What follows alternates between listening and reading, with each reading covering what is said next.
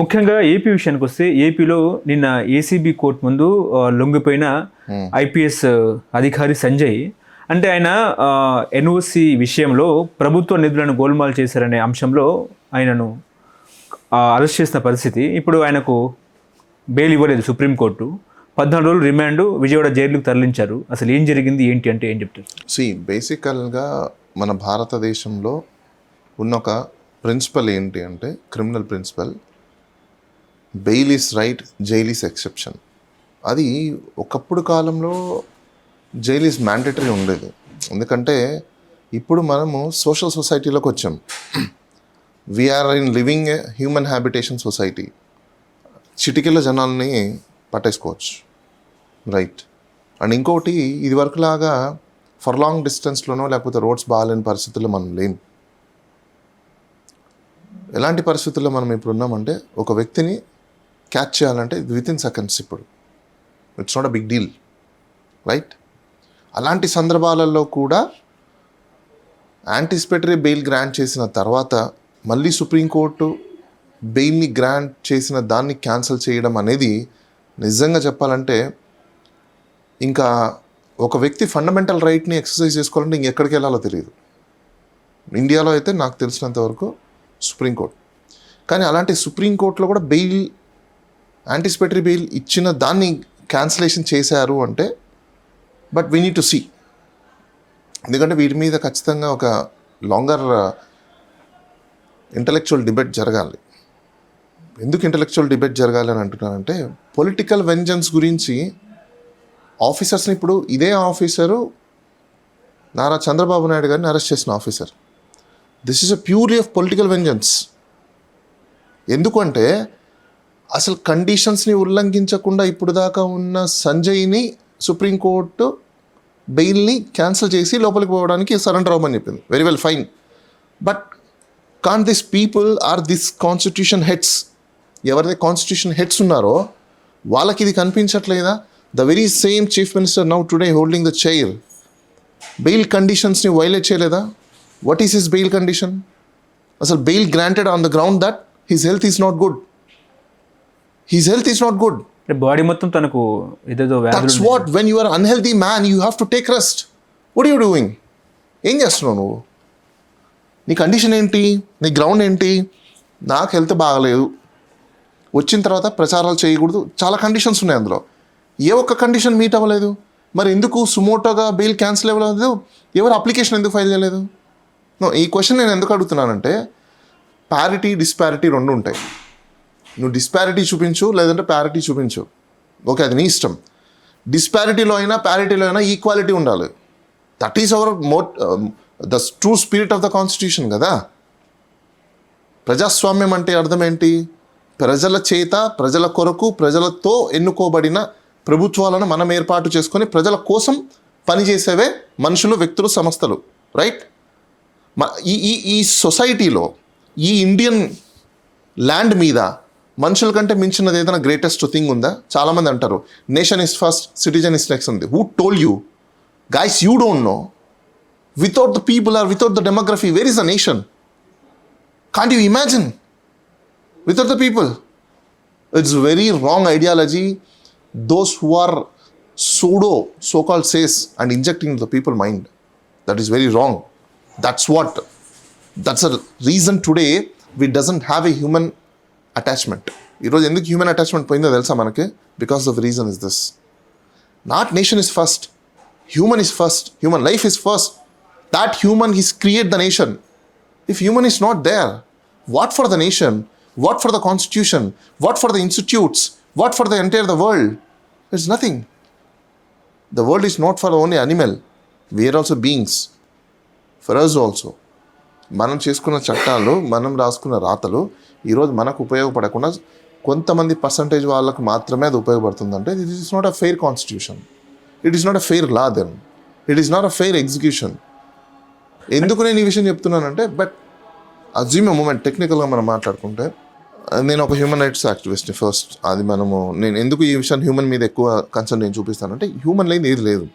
ఇప్పుడు అతనికి టెక్నికల్గా మాట్లాడుకుందాం. బెయిల్ యాంటిసిపేటరీ బెయిల్ ఇచ్చారు. ఎందుకు యాంటిసిపేటరీ బెయిల్ ఇస్తారంటే అప్రహెన్షన్, అరెస్ట్ చేస్తారు, ఇంకోటో అని చెప్పేసి అని. మనం చాలా సందర్భాల్లో చూస్తాం. సుప్రీంకోర్టు కూడా అర్నబ్ గోస్వామి కేసులో చాలా గైడ్లైన్స్ని ఇష్యూ చేసింది. 1 day కూడా స్పేర్ చేయకుండా ఇమీడియట్గా రిలీజ్ చేయండి అని చెప్పేసి. అదే సుప్రీంకోర్టు ఈరోజు ఆ వ్యక్తి స్వేచ్ఛగా బయట ఉన్నప్పుడు యాంటీ ఇన్సిడెంట్స్ని తీసుకోకుండా, కన్సిడరేషన్ చేసుకోకుండా ఎలా క్యాన్సిలేషన్ చేసింది అనేది ఒకసారి మనం ఎగ్జామిన్ చేయాలి. 1 thing. 2nd thing, క్యాన్సిలేషన్ చేయడానికి స్టేట్ గవర్నమెంట్కి అంత ఇంట్రెస్ట్ ఏంటని చూసుకోవాలి మనం ఇక్కడ. అర్థమైందా మీకు? What is the interest behind back of sending him in to the jail? Suppose అతన్ని బయట ఉన్న అతన్ని తీసుకెళ్ళి జైలు వేసేసారు. ఒకవేళ అతను బయటనున్నా మీ గవర్నమెంట్లోనే కదా పనిచేస్తున్నాడు, పారిపోవడానికి స్కోప్ లేదు, ట్యాంపరింగ్ చేయడానికి స్కోప్ లేదు, విట్నెస్లను ఇన్ఫ్లుయెన్స్ చేయడానికి స్కోప్ లేదు. ఎందుకు? మీ కస్టడీలో కదా ఉన్నాడు. What was the difference? ఇప్పుడు ప్రిజన్లో పెట్టడం కూడా గవర్నమెంట్ కస్టడీనే, మీ దగ్గర పనిచేస్తే మీ దగ్గర ఉన్నదే. వాట్ మేక్ డిఫరెన్స్ చెప్పండి, నాకు అర్థం కాల. ఇప్పుడు ఆయన లోపల వేశారు, వెరీ వెల్, మంచిగా ఉంది, బాగుంది. తర్వాత ఒక 45 days తర్వాత, 90 days తర్వాత బెయిల్ తీసుకొని బయటకు వస్తారా? What is the difference now? ఇప్పుడు ఇతన్ని బెయిల్ క్యాన్సిల్ అయ్యిందని లోపలికి వెళ్ళారని జరిగిన సోషల్ సిగ్మా, డ్యామేజ్ ఇవన్నీ రికవర్ అవుతాయా? ఇప్పుడున్న సమాజంలో 20th century social sigma is very very important. That's a fundamental right today. అంటే ఆయన స్కిల్ స్కామ్స్ విచారించారు కాబట్టి వాట్ ఎవర్ ఇప్పుడు ఆయన విచారణ చేశాడు కాబట్టి ఆయన లోపలేశారు ఈరోజు. నిజం చెప్పాలంటే why I'm saying this, otherwise what is the state interest, నాకు అది చెప్పండి. అంటే ఆయన ప్రభుత్వ నిధుల్ని దుర్వినియోగం చేశారు. 1.76 కోట్ల కాకపోతే 100 కోట్లు, 100 కాకపోతే 1000 కోట్లు దుర్వినియోగం చేశాడే అనుకోండి. సపోజ్ ఎన్ని ఏసీబీ కేసులు లేవయా? నాకు నేను చెప్పిస్తాను మీకు, ఎన్ని ఏసీబీ కేసులు లేవు? వాళ్ళందరూ బయట లేరా? ద పాయింట్ ఈస్ దాట్ అతను యాంటిసిపేటరీ బెయిల్ మీద ఉన్న ఒక సెక్యూర్డ్, యాంటిసిపేటరీ బెయిల్లో కొన్ని కండిషన్స్ ఉన్నాయి, దెన్ అది ఫాలో అవుతున్నారు, ఒబే చేస్తున్నారు. What you make guys to go to the Supreme Court and file a petition that and cancel the bail? ఎందుకు ఫైల్ చేయాల్సి వచ్చింది మీకు? నువ్వు ఫైల్ చేయాల్సి వచ్చిన దానికి రీజన్ చెప్పండి, సర్టన్ రీజన్స్. పోనీ ఆయన ఏమన్నా మీకు కోఆపరేట్ చేయట్లేదా ఇన్వెస్టిగేషన్కి? మీ ఇన్స్టిట్యూషన్స్లో ఉన్న వ్యక్తి కదా అతను. ఇలాంటప్పుడు సొసైటీ ఏ విధంగా మిమ్మల్ని ట్రస్ట్ చేస్తుంది? ఇన్స్టిట్యూట్స్ మీద సొసైటీకి ఏ విధంగా ట్రస్ట్ ఉంటుంది? కామన్ మ్యాన్ ఏం ఆలోచిస్తాడు? It is unfortunate. నిజం చెప్తున్నాను నేను, ఇట్స్ అన్ఫార్చునేట్. మీరు అనొచ్చు, ఏంటి సార్ మీరు కూడా ఎలా చెప్తున్నారు ఇన్స్టిట్యూషన్స్ మీద అంటే, yes, we're an part and parcel of institutes, is very held for us. Minds అంటారు, మాకు నచ్చలేదంటారు. నచ్చకపోవడానికి మీరెవరయ్యా? నాకు అర్థం కాదు. మీరుండేది రాజ్యాంగంలో కల్పించిన హక్కుల్ని ప్రొటెక్ట్ చేయడం కోసం. సుప్రీం కూడా అదే చేసింది కదా సార్. No, that's what. ఇక్కడ నేను అందుకే అంటున్నా, సుప్రీంకోర్టులో అప్లికేషన్ వేసిన వీళ్ళు ఏ బేసిస్ మీద క్యాన్సిలేషన్ చేశారనేది ఒకసారి మనం చూసుకోవాలి. వాళ్ళు దాని మీద హయ్యర్ లెవెల్కి ఎందుకు వెళ్ళలేదని కూడా ఒకటి ఇంపార్టెంట్ క్వశ్చన్ ఉంది.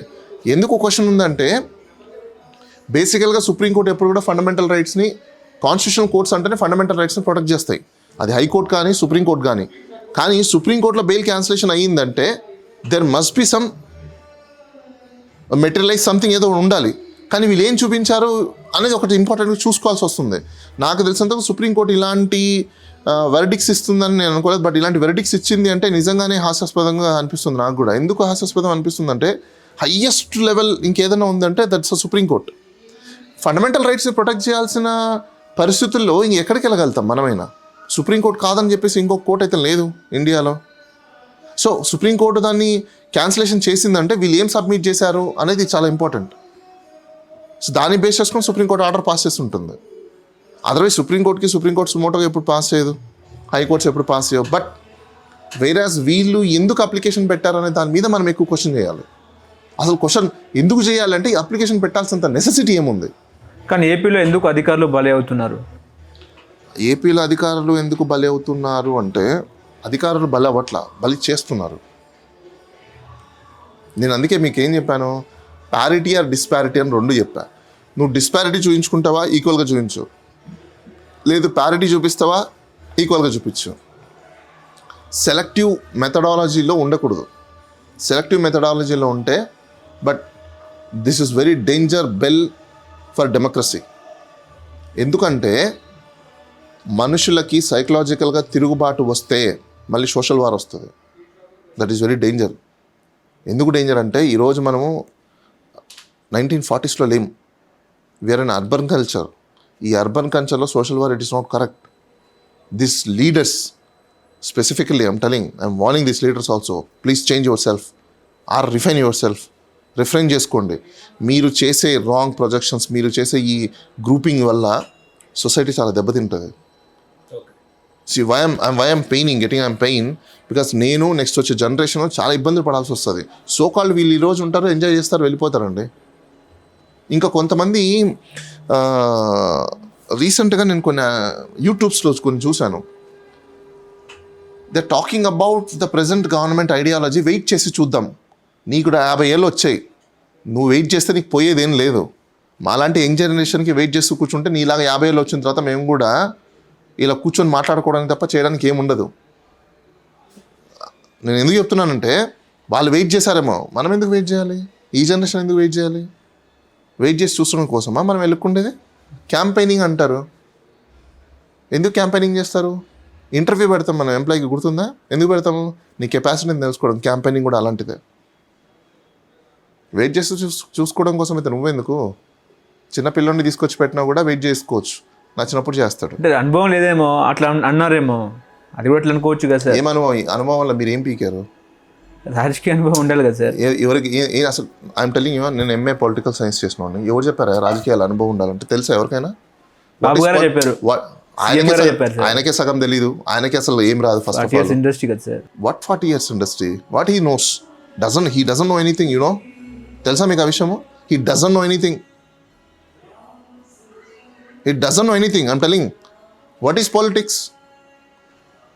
People litigation management. ఏంటి ఆ పీపుల్ లిటిగేషన్ మేనేజ్మెంట్ అంటే? పబ్లిక్కి ఉన్న లిటిగేషన్ అంటే ఇష్యూస్, ప్రాబ్లమ్స్, దాన్ని మేనేజ్ చేయడం. ఆ మాత్రం చేయలేని పొలిటీషియన్స్ మీరెందుకు? నాకు అర్థం కాదు. 40 సంవత్సరాల ఇండస్ట్రీ, 40 సంవత్సరాలు, 70 ఏళ్ళ గవర్నమెంట్, స్వతంత్ర భారతదేశంలో ఇంకా ఒక సామాన్యుడు, ఇంకా బిలో పావర్టీ లైన్ ఉంటాడు. సిగ్గుండాలి కాస్త అయినా. ఎన్నుకునే మనకు, ఎన్నుకున్న వాళ్ళకు. మన రిచెస్ట్ సీఎం కదా సార్ బాబు గారు.